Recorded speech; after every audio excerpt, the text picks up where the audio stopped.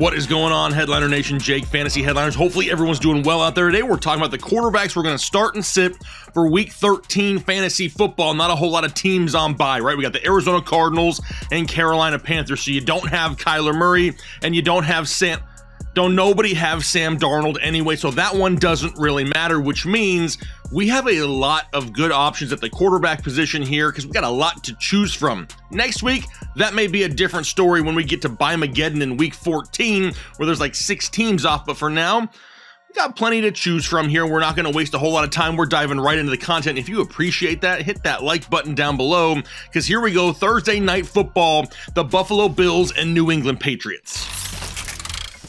And I think this is the week that we take a nice hard look at Josh Allen and consider sitting him. Just kidding. Just want to make sure you're paying attention right here at the start of the show because obviously we're starting Josh Allen. He's currently the quarterback 2 overall in fantasy football, despite only having 4 passing touchdowns over the last month of the season. We're used to seeing a little bit more. Luckily, he's added in 3 rushing touchdowns, which has been a huge boost to his overall production, especially since, get this is kind of a crazy stat when you think about Josh Allen.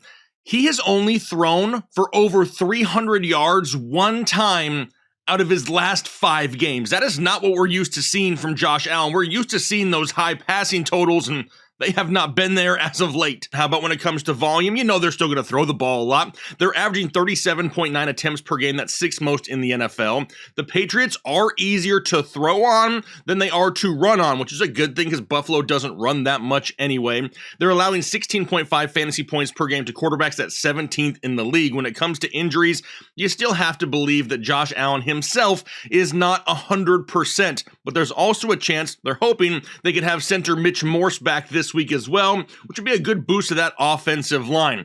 I still have that fear of Thursday night football games. They seem to be a letdown more times than not. But both of these guys played last Thursday as well on Thanksgiving, so maybe they're a little bit more used to this schedule. I'm just tempering expectations, obviously. You know you're going to start Josh Allen. What about Mac Jones? He's coming off by far his best game of the season last Thursday night, Thanksgiving night, 382 yards passing, 2 touchdowns, no interceptions against the Minnesota Vikings. It's his first 2-touchdown game of the year. Way to go, Mac Jones, but historically hasn't done that well against Buffalo in his young career. Now, New England throwing the ball on average 30.4 times per game. That's 25th in the NFL, but we just saw him with a season high last week of 39 pass attempts. Come on, Mac, let's bump it up a little bit more. Now they're going against Buffalo. They allow only 14.8 fantasy points per game to opposing quarterbacks. That's 7th fewest in the NFL, and they really have been harder to throw on here as of late. Now, how about some injuries? Well, we got Jakobi Meyers. We got Damian Harris. Offensive tackle Isaiah Wynn. Center David Andrews. Offensive tackle Yadni Kajust. I'm getting winded here just reading through their injury report. They're banged up right now in New England, for sure. But it was great to see that quote-unquote, I guess, ceiling game last week. Does that mean that I just want to throw him right into my lineup and start him right away this week?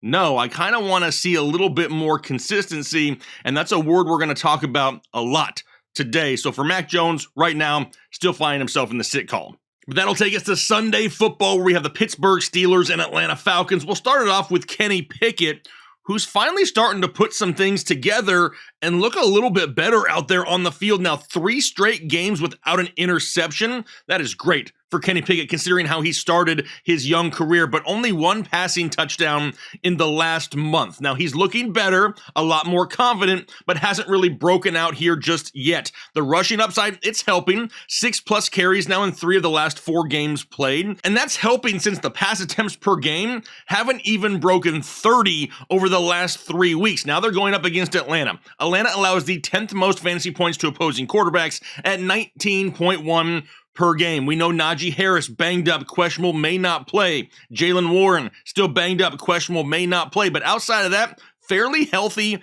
in Pittsburgh, but when it comes to X Factor, I have to keep it low. I love to see him comfortable. I love to see him starting to gain some of that confidence and move the ball down the field better. But we need to see it more often. The ceiling just hasn't really been there for Kenny Pickett. We're not seeing multiple touchdowns each week, which is something we're seeing from a lot of other fantasy quarterbacks. So for right now, still sitting Kenny Pickett. His opponent, Marcus Mariota. Now, I have no idea how, but Marcus Mariota is still sitting at quarterback 10 overall on the season. He's only thrown for over 200 yards one time since week 3, only has one rushing touchdown in the last 6 games, and has less than 50 yards rushing in 6 straight. But yet, still inside the top 10 at the position. They're not throwing the ball a whole lot, only 23.1 times per game. That's 31st in the league. Now they're going against Pittsburgh, who allows right around 19.8 fantasy points per contest, and that number's starting to come down a little bit, though, as they get healthier in Pittsburgh. When we look at the injuries, it's really just Kyle Pitts, but that doesn't really matter because he wasn't throwing him the football anyway. X Factor, though, another one of those guys, I'm keeping it a little bit lower. His floor has been super safe, but the ceiling hasn't really been there. It hasn't been that high. Do I love this matchup? No. Is he going to be overly high in my rankings? No, but he's one of those guys that's kind of like a verge start, verge sit, just due to the safe floor that he has each and every week. How about the Denver Broncos and Baltimore Ravens now? We'll start off with Russell Wilson, and I'm a player-first guy. I will always stand up for the players. That's why I get irritated in the comment section when I hear somebody say, oh, a player is trash, or this dude sucks, and they have no reason for it. I'm always going to be the guy that defends the players 9 times out of 10. But when it comes to Russell Wilson, I don't know how to defend him right now. The dude has turned into like a corporate robot and lost the entire human aspect of this game. You hear all these stories coming out. You see the struggles on the field. You see his teammates starting to yell at him. He has no confidence. The offense looks horrible. He hasn't had multiple touchdowns in a game since October 2nd. Hasn't thrown for over 300 yards since week 1 of the season.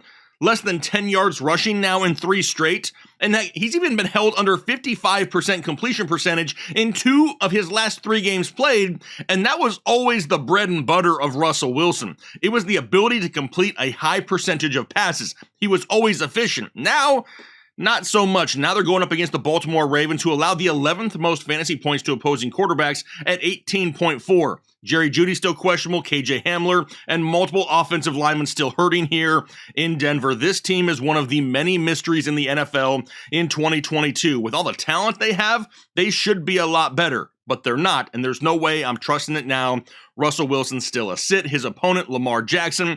I'm just glad to see the rushing return for Lamar Jackson. He's only thrown for multiple touchdowns 1 time in his last 5 games, but has rushed for over 80 yards now in 2 of his last 3.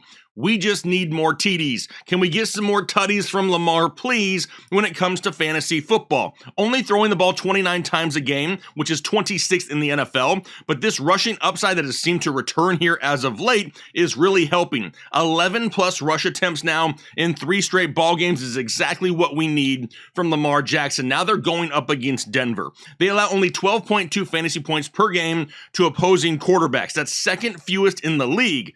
But Sam Darnold just beat them last week. This team just looks so defeated. I don't even know if I want to put too much stock into those numbers. When it comes to injuries, obviously offensive lineman Ronnie Stanley questionable. They really need him, and Isaiah Likely as well. X Factor, this is a 7-win team with a chance at the division and some upcoming difficult division matches. They look at this game going up against Denver as kind of like blood in the water, right? This is a team that's already down. Let's take advantage of them while they're down and out and try to walk away with a win and really start to put some focus on the upcoming divisional games so they can try to win this division. Lamar knows that, and I'm going to start him once again this week. How about the Green Bay Packers and Chicago Bears? Now, you see both these guys listed as a sit, and really, this has to do almost 100% with injuries. Aaron Rodgers dealing with sore ribs. I mean, he took a couple shots in that game. He came out on the Pat McAfee show, says that he wants to play. Jordan Love came into that game, didn't look half bad. Do they rest Rodgers? Do they throw him back out there and risk a further injury? It's still a team that has a mathematical chance at the playoffs. Obviously, when Aaron Jones plays against the Bears, you typically want to start him because dude basically owns the Bears and averages almost 250 yards and 2 touchdowns a game against them for his career. They allow the 14th most fantasy points to quarterbacks. But it's all about this rib injury. Like I said, he wants to play. He wants to be active. But unless he's a full go, this dude is one sack away from being pulled from this game and killing your fantasy chances. So that's why he's a sit for me right now. And a lot of the same can be said for Justin Fields, right? I mean, obviously we want 100% healthy Justin Fields, but what motivation does Chicago have to throw out Justin Fields at less than 100%? They're really not playing for anything right this second. They're decimated with injuries on both sides of the football. Going up against Green Bay, they only allow 15.5 fantasy points per game to opposing quarterbacks. This could be a matchup of Jordan Love versus Trevor Siemian. And I'm not starting either one of those guys in this matchup. Obviously, Jordan Love looked pretty good, like I said last week, but does that mean that I want to throw him in my starting lineup for fantasy this week? Unless it's a 2-quarterback league, I'm not even thinking about it with all the options we have at our disposal here this week. What about the Jacksonville Jaguars and Detroit Lions? Now, we'll start it off with Trevor Lawrence, and we just watched Trevor Lawrence mature like 2 years last week. The dude's confidence and calm under pressure was definitely there to be seen by everybody just last week. 321 yards passing, 3 touchdowns, no interceptions, and beat Baltimore there at the end of the game. It was a fun game to watch. Unless you're a Travis Etienne owner, but that's a different story. It's crazy how good Trevor Lawrence actually looked there at the end of the game. You could definitely see the progression in his game from last year to this year. It's night and day, but now he has back-to-back games once again with multiple touchdown passes, and they're starting to be a little bit heavier on the passing attack, especially with Travis Etienne not being 100% healthy. They're averaging right around 35 attempts per game, which is above the league average, so that's great, but now they're going up against Detroit, and it's easier to throw on Detroit than it is to run on Detroit. They're allowing 24.6 fantasy points per game to quarterbacks. That's most in the NFL, but that number is slightly skewed. They are playing better as of late, but still, one of those defenses that tend to give up a little bit more points to opposing quarterbacks. When it comes to injuries, it's really just Travis Etienne that we're looking at, but the X factor is this. This kid seems to be using the likes of Christian Kirk and Zay Jones and Evan Ingram, some guys that are kind of somewhat outcasts from where they used to come from, and he's putting together a great offense. Now, some of that has to do with the coaching staff for sure, but a lot of that is because of the play of Trevor Lawrence and the steps he's taken forward in his game. I like what we're seeing from Trevor Lawrence. He's going to be a start for me this week. His opponent, Jared Goff, he's coming off a game in which he played pretty well on Thanksgiving against the Buffalo Bills. 240 yards passing, 2 touchdowns, no interceptions. Really hasn't played bad this year. 17 touchdowns to 7 interceptions. Just not having to do a lot because of the success with the running game, and Jamal Williams only having to throw the ball 33 times a game, which is 21st in the league. Now they're going up against the Jacksonville Jaguars. They allow the 8th most points to opposing quarterbacks at 19.6. They have some injuries there on the offensive line to Jonah Jackson and Evan Brown. They're both questionable to play. But what he really needs to do here, Jared Goff needs to go to Jamal Williams and like, bro, can I get a couple of the tutties from you? I don't need all of them, but can I just have a few? Can you share your toys, Jamal? Because we need a little bit more going the way of Jared Goff if we really want to consider him a consistent start each and every week. Right now, we can't really. He's not playing bad. The ceiling's just kind of hit and miss. Floor's not bad if you're looking for a quarterback 2 in some leagues, but not with all the options here this week. How about the Cleveland Browns and Houston Texans and the return of Deshaun Watson? Now, obviously, I really have no way to grade Deshaun Watson when it comes to numbers because there hasn't been any production for like 2 years. We don't know what the offense is really going to transform into with Deshaun Watson compared to what it was with Jacoby Brissett. Of course, it was a little bit more run heavy with Jacoby Brissett. Does that continue with Deshaun Watson? Does it continue this week in a game in which they go back to Houston, his former team? You know, emotions are going to be in play there. What is the offense going to look like? There's so many unknowns here. Plus, the guy hasn't played football for almost 2 years. There's going to be a little bit of rust there to start off. He hasn't even been in the complex with his own teammates now for very long.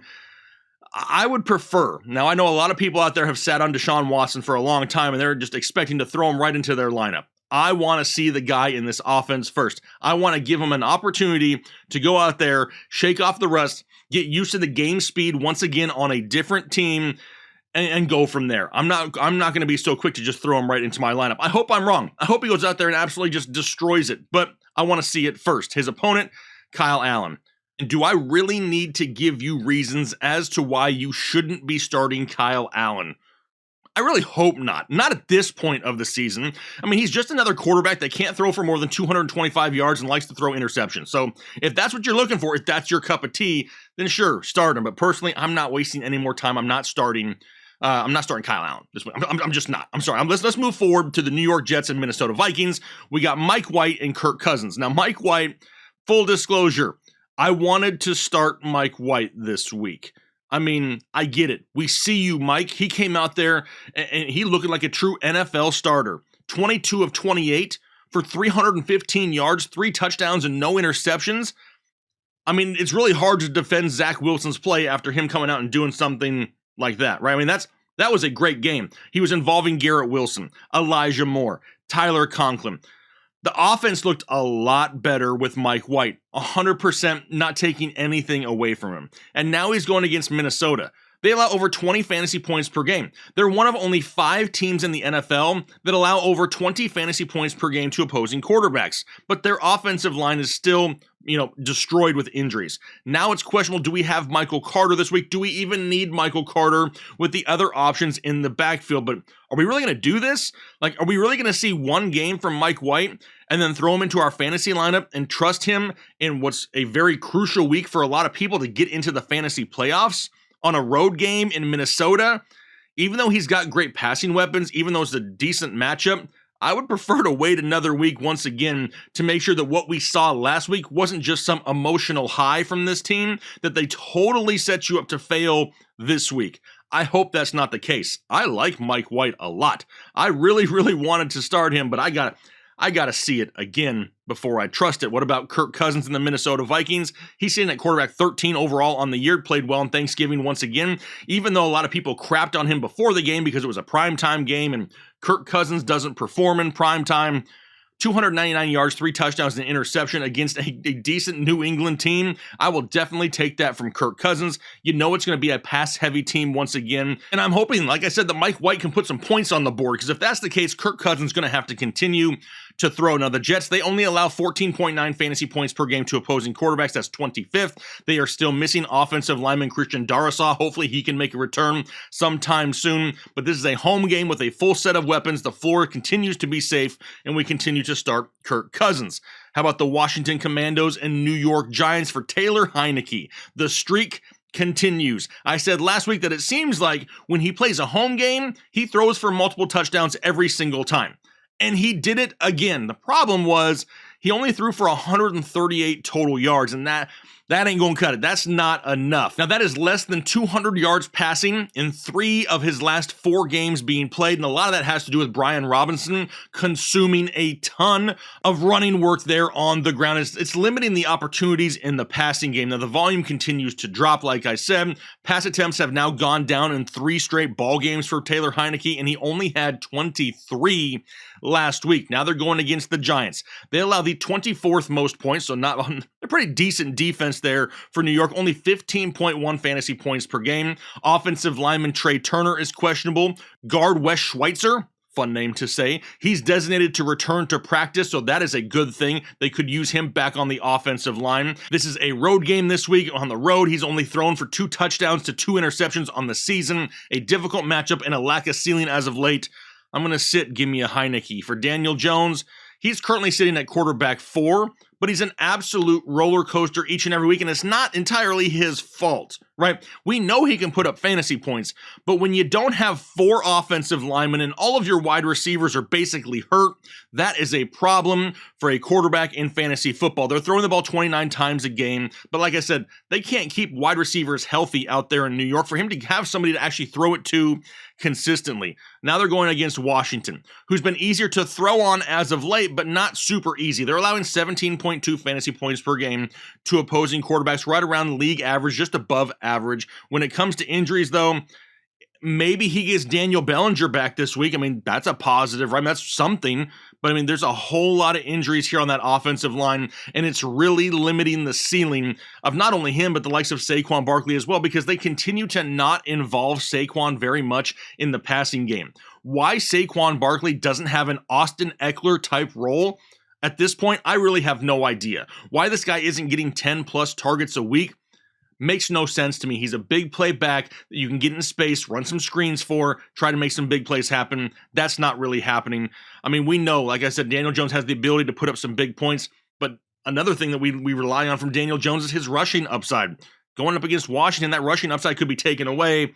So I'm just going to sit Daniel Jones here this week. What about the Tennessee Titans, Philadelphia Eagles? Now we got Ryan Tannehill, and Tanny broke his touchdown streak that he was going for last week against the Cincinnati Bengals. He had back-to-back games with 2+ touchdowns. Not so much last week for Ryan Tannehill, and it wasn't because they weren't throwing the ball, right? They were throwing the ball. He had 34 pass attempts, which is his second highest total of the season. He's only averaging 25 per game on the year, so you know they were throwing the ball, but they weren't really getting a whole lot from it. The Eagles, though, this year have been easier to run on than they have been to throw on. They're only allowing 11.5 fantasy points per game to opposing quarterbacks. That's the lowest in the NFL. Very difficult matchup for Ryan Tannehill. Center Ben Jones, questionable to play as well. When you look at the X factor now, at this time of year, we mentioned it earlier, you're trying to limit risk, right? Trying to limit the risk in games that are trying to get you into the playoffs. This is a risky start, so I'm not going to tempt fate and throw Ryan Tannehill in there against the Eagles. How about Jalen Hurts? He's currently the quarterback 3 overall, and praise the fantasy gods that the rushing has returned for Jalen Hurts, because from week 6 through 10, he didn't even have double-digit carries in a game. He now has back-to-back games, including one that had 157 yards rushing on 17 carries last week. That is exactly what we want from Jalen Hurts, because we know the passing volume is going to be a little bit lower in this offense. They're averaging 29.2 attempts per game. That's 27th in the league. Only 32 teams out there, but it's that rushing upside that really takes his volume to the next level. Now they're going against Tennessee, which is a lot easier to throw on than run on. They allow over 19.9 fantasy points per game to opposing quarterbacks. That's 6th most in the league. No major injuries of concern for Philadelphia. And I wanted to throw a 5 in my X Factor, but I didn't for 2 reasons. One, I don't want to jinx the man by giving him a perfect score. I have done that at times in the past this year with different players, and it didn't quite work out. So I'm removing the jinx factor here. Plus, like I just mentioned, it's harder to run on Tennessee than it is to throw on them. And if we're banking on a high rushing upside, that could be limited this week. And that's why I'm going to drop it down to a 4. But I think you know by now, you're starting Jalen Hurts. What about the Seattle Seahawks and Los Angeles Rams? We'll start it off with Geno, who is still quarterback 7 overall on the season. And at this point, the surprise has worn off, right? Now we're coming to expect these numbers from Geno Smith. But what I also realized was this. Russell Wilson needed Seattle a lot more than Seattle needed Russell Wilson, because Geno can basically go out there and do the same damn thing that Russell has done for years. This dude is just so efficient right now. He's had multiple touchdowns in all but 2 games this season, and he's not having to throw the ball a ton to do it, only averaging 32 attempts per game, 22nd in the league. But when you complete over 73% of your passes, that's a good thing here in the NFL. But now they're going up against the Rams. They only allow 15.7 fantasy points per game to opposing quarterbacks. That's 22nd in the league. But this team is injured and mentally defeated at this point. So I don't know if I'm going to put too much stock into that number as well. Not that difficult. Not as difficult as it has been in years past. Plus, no major injuries of concern for the Seahawks, but it's the consistency factor, right? It's there for Geno Smith. He's got a nice ceiling. He's got a safe floor. He's a top 10 fantasy quarterback. You start those type of guys in fantasy football. For the Rams, I don't care who the hell you throw back there. I don't care if it's Stafford, Wolford, Perkins, hell, bring back Kurt Warner, Sam Bradford, whoever you want to throw in this backfield. I am not starting them. I don't give a crap. I want no part of this offense as of right now. We know Cooper Kupp is still hurt. We just lost Allen Robinson for the year. We have no idea who's playing quarterback. The offensive line is just in shambles. The defense is hurting. Even Aaron Donald, who is like a real-life Incredible Hulk, is injured as of right now. Pass, no thank you, not wanting any part of that offense at this time of the fantasy year. How about the Miami Dolphins and San Francisco 49ers, though? Yes, I want a piece of this game, and we'll start it off with Tua. Now, sometimes the offense in Miami is just so good that they don't need Tua to play all game. We just saw that last week.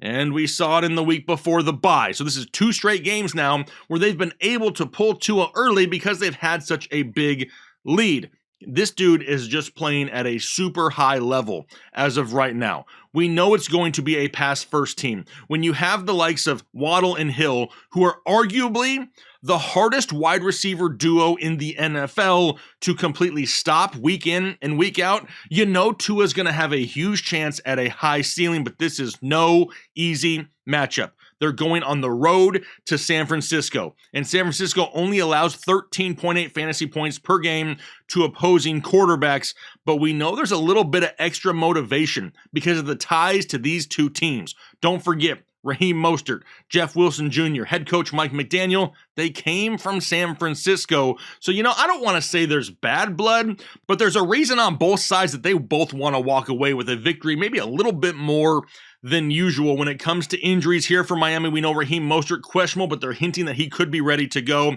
Austin Jackson questionable, and then the loss of offensive tackle Terron Armstead. That one hurts a lot for the Miami Dolphins. They're not going to be overly reliant on their running game in this one anyway. I expect a heavy dose of the passing game, and if any team out there in the NFL can really identify the weaknesses of the San Francisco 49ers defense, it has to be Mike McDaniel in Miami. He spent so much time there with Kyle Shanahan. He understands that offense. He knows what they're trying to do. He knows what they, having to go against that defense every day in practice last year. He understands that team pretty well. And if any team was going to find some success, it's probably going to be the Miami Dolphins, even though Tua's ceiling is going to be a little bit lower. You can't sit anybody on that type of offense. Their opponents, Jimmy G, not 100% healthy himself. For the most part, though, Jimmy G been playing solid all year long, averaging almost 17 fantasy points per game, has had multiple touchdowns in 5 of his 7 starts this year, but he's going to have to throw the ball a lot this week if they want to have a chance. Why? Well, Christian McCaffrey banged up. We just lost Elijah Mitchell. We know this is a team that's not really used to having to throw a lot, though. They average only 31.4 attempts per game. That's 24th in the league. Miami allows the 3rd most fantasy points to opposing quarterbacks at 21.1 per game. We mentioned Jimmy G dealing with some knee soreness. Hopefully he's good to go. CMC has knee irritation. Whatever that really is, I kind of expect him to play as well. Elijah Mitchell already been ruled out. He's going to miss multiple weeks. But with a secondary that can be exploited like the one in Miami, I have to think that the 49ers are going to try to push the ball down the field. Deebo Samuel, Brandon Ayuk, George Kittle, and a hurting run game could lead to an extra high ceiling in the passing game. And that's why right now I have Jimmy G as a start as long as he is fully healthy and good to go. And then next, probably one of the most exciting matchups to watch this week, we have the Kansas City Chiefs and Cincinnati Bengals. It's going to be my Manscaped matchup of the week. That's right, Patrick Mahomes versus Joe Burrow. But once this video is over, head over to manscaped.com. Find yourself something nice for the holidays. Christmas is right around the corner, and you need to get your orders in now to make sure you have that present wrapped in time to throw under the Christmas tree. There's not going to be a better reaction on Christmas morning than having somebody open up a product for Manscaped and having to tell the entire family what it's used for. Take an opportunity to have some laughs there with the family. Get yourself something nice. Use referral code HEADLINERS at checkout for 20% off and free shipping. But back to this game here, and we'll start off with Patrick Mahomes. He's currently the quarterback 1 overall in fantasy football. Hasn't had less than 320 yards passing in a game since week 5. He's also averaging 30 yards rushing a contest, which is pretty freaking good. They're like bonus points at this point. And there were some great games between these two just last year. They met twice, once in the regular season, once in the playoffs. It was week 17 in the AFC Championship game. I'm looking forward to another rematch of these two teams. Mahomes is wanting some payback after losing both of those ball games, but he didn't play bad. In the regular season, week 17, he had 259 yards passing, 2 touchdowns, no interceptions. In the AFC Championship, 275, 3 touchdowns, 2 interceptions, and added in 19 yards rushing. A difficult matchup for him this week going up against Cincinnati. They allow the 4th fewest fantasy points to opposing quarterbacks at only 13.4 per game, but this is Patrick Mahomes we're talking about. When it comes to injuries, it's still Kadarius Toney. It's offensive guard Joe Thuney. Do they have him back in time? But the X factor is Patrick Mahomes himself. the ability to go out there and have a huge game with just one piece of this offense, whether it be Travis Kelce or Juju or MVS, he's got plenty of options to go out there for some fireworks. So, of course, you're starting Patrick Mahomes, and of course, you're starting Joe Burrow as well. He's currently quarterback 4 overall on the season. He's feeling confident, and now he could have back his most important prized piece, Ja'Marr Chase, this week just in time for this matchup. Now, these two, like I said, they faced off twice last year. Joe Burrow played pretty freaking well. In week 17, 446 yards passing, 4 touchdowns, no interceptions. In the playoffs, in the AFC title game, 250 yards passing, 2 touchdowns, 1 interception. So overall, the play was great of Joe Burrow. We know that Mixon's still questionable. Chase technically still questionable, but both should be able to play. Waiting for the update there on Friday from the doc. But this is going to be a fun game to watch, and you already know you're starting Mahomes and you're starting Burrow. Which will then take us down to Las Vegas for the Los Angeles Chargers and the Las Vegas Raiders, and another 2 quarterbacks that I'm kind of liking in fantasy football here. Once again, for Justin Herbert, the world is right once again. He's back inside the top 10 overall quarterbacks on the season after having back-to-back games with at least 2 passing touchdowns. You can tell he feels a little bit more comfortable having his binky Keenan Allen back in this offense. He's playing a little bit more confident than we saw him in some of those weeks where he didn't really have a whole lot of options to throw it to. We know they're going to throw the ball a ton in Los Angeles. Even with Austin Eckler in the backfield, he's racking up almost 10 targets a week. The Raiders, they allow the second most fantasy points to opposing quarterbacks at 21.3 per game on the season. We know that Mike Williams still questionable to play, as well as 2 other offensive linemen. We got Corey Linsley and Trey Pipkins, both questionable to play. Would really help if they were out there on the field this week. But the last time that these 2 teams faced was back in week 1. Herbert threw for 279 yards, 3 touchdowns, and no interceptions. This is a great matchup for Herbie once again, and he's going to remain a start. For Derek Carr, man, all the Derek Carr fantasy haters are starting to get a little bit nervous out there right about now. That's 4 straight games with 2 or more touchdowns, 250 plus passing yards in 3 of his last 4 games played, and only has 3 interceptions since September 25th. Not playing bad at all things considered, for the Las Vegas Raiders. The dude's having to throw the ball a lot, but he's finding even more success without Darren Waller and Hunter Renfrow, which is a little bit weird. We've seen a whole lot of Devontae Adams, though, so I know we're not complaining about that. They're going up against the Chargers this week, who allow the 13th most fantasy points to opposing quarterbacks at 17.8 per game. Josh Jacobs is still questionable with his calf strain that he had last week. But what's interesting here is Derek Carr threw 3 interceptions in week 1 against the Los Angeles Chargers. However, since week 1, he's only thrown 4 more on the season. Now he's at home in Vegas with some momentum and some success recently, not only on the ground, but in the passing game. In a game that could be going back and forth, I'll start Derek Carr here this week. That'll take us to Sunday Night Football, the Indianapolis Colts, Dallas Cowboys. I'm not starting Matt Ryan. This offense is super puzzling. I don't think they really know what they are. They have no identity right now. When they commit to running the ball, when they want to run the ball, they're pretty good at it. When they want to pass the ball, when they're committed to throwing the ball down the field, they're pretty good at it. But when you try to mix the two together, they are completely lost, and it just does not work. Not to mention we have all the issues at the end of games with clock management. That's an entirely different story. They're throwing the ball over 36 times a game, but they're really like dink and dunk passes. A lot of times they're not even going for the first down. When it's like 3rd and 6, they're running a 4-yard route. Like, what are we doing? Like, that doesn't make any sense. He hasn't had multiple touchdowns in a game since week 6, and that's what I really look for when I'm trying to find fantasy quarterbacks. Now they're going against Dallas. They allow the 5th fewest points to opposing quarterbacks at only 13.5 per game. Even though there's no major injuries of concern here, a road game against a tough defense for a quarterback that struggled, pass. How about his opponent, though? Dak Prescott. And as much as I would like to see less interceptions from Dak, I mean, he's got 5 over the last 4 games. At least they're being hidden somewhat by him going out there each and every game and throwing for over 250 yards, and now has multiple touchdowns in all of those games as well. That helps kind of hide the fact of the interceptions, but would be great if those numbers could start to come down a little bit. They're averaging right around 31 pass attempts per game. That's 24th in the league, and we can really thank the success of Tony Pollard and Ezekiel Elliott here as of late for that number being a little bit lower. They're running the ball effectively, so they're not having to throw the ball 50 times a game, which in the grand scheme of things is great overall for the Cowboys, but not as much for fantasy football. We're not seeing those crazy high ceiling games from Dak that we've seen in years past, but now they're going against the Colts. They allow 16.2 fantasy points per game to opposing quarterbacks. No other major injuries of concern for Dallas, but we still haven't seen the big day from Dak. But what we have seen is a safe and consistent floor with a decent ceiling for multiple weeks straight, which means at a home game, primetime football, I'm starting Dak Prescott. And that'll take us to Monday Night Football now, the New Orleans Saints, Tampa Bay Buccaneers. And the Andy Dalton roller coaster continues. Literally, this guy will either go out and score you 28 points like he did in week 11, or he'll go out and score you 10 points like he did in week 12. This is what you would call a lack of consistency when it comes to Andy Dalton. Now, New Orleans on average throwing the ball 33 times a game.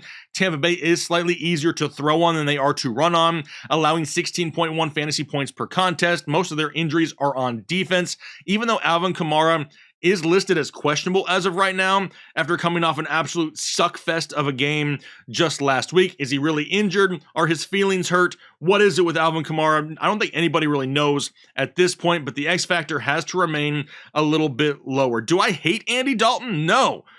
But on a week where there's only 2 teams on bye week, where we've really only lost Kyler Murray, there's a lot better options, a lot more consistent options that we've seen in this show here today than Andy Dalton. So he's going to be a sit. And then lastly, we'll end it here with Tom Brady. He's finally put together back-to-back solid games in fantasy football. 20 plus points now in back-to-back games. And for the first time, what feels like forever, I feel a little bit safer starting Tom Brady. Now, these teams just faced off back in week 2, but a lot is different now. I mean, we have Chris Godwin back for Tom Brady. We have Julio Jones now back for Tom Brady. So it gives him that little bit of added bump there in the passing game. We know they're going to throw the ball a lot, over 41 times a game, most in the NFL, and that is not going to change because the offensive line continues to get beaten and battered, but now they're going against the Saints, who allow 17 fantasy points per contest against opposing quarterbacks. Leonard Fournette, still questionable. Russell Gage, questionable. Offensive lineman Luke Gadecki, questionable. And then they lost Tristan Wirfs for multiple weeks last week, and that is going to be a significant loss, which means Tom Brady's going to have to continue to throw the ball over 40 times a game, and that's what we want in fantasy football. You got Tom Brady on primetime football against a division opponent in a must-win game. Kind of sounds like what we want from Tom Brady, right? That's why he's going to be a start for me here in week 13. So there you have it, my starts and sits for the quarterback position here, week 13 fantasy football. Hopefully I was able to give you a little bit of information to make your decisions a little bit easier. Don't forget rankings. They will be out tomorrow for all positions prior to Thursday Night Football. So we got you covered if you got multiple guys to choose from. But if you enjoy the content, do me a favor, hit the like button down below and consider subscribing if you haven't already. Headliner Nation continues to grow each and every week because we're on our way to 200K, and we'd like to share that with you. So hopefully you guys have a great rest of your day, though, a great week, and I'll talk to you later.